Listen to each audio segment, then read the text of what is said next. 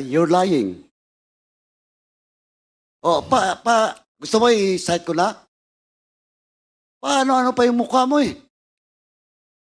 You're not respecting this committee. And I warn you, this will be the last. Kanina nang tinatanong kita, akala mo hindi kita babalikan? Now you admit that is all about your command responsibility. Well, in fact, magtuturuan na, aserto, dinideny mo. Of course, your words against the words of aserto. Now, eto si Jed.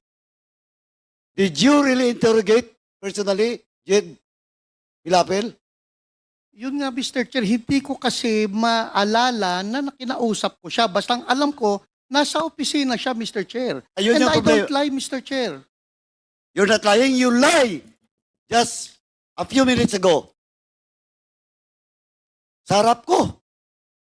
Sinabi mo na that authority was delegated to your personnel. Yes, Mr. Chair. Nung tinanong ka ni Chairman Akop, inamin mo. Question of command responsibility. Are you not lying? No, Mr. Chair. Also, Mr. Chairman, with that, I move to cite in contempt General Wilkins. Pasensyahan po tayo dito.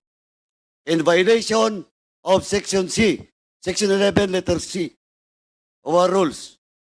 So move, Mr. Chairman. Pinagbigyan na kita. Yun pa ang sagot mo?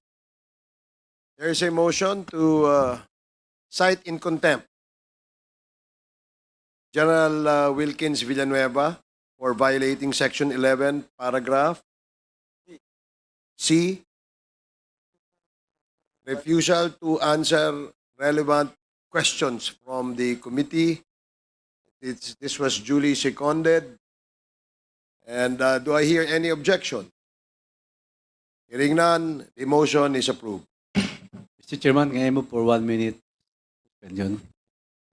1 minute suspension.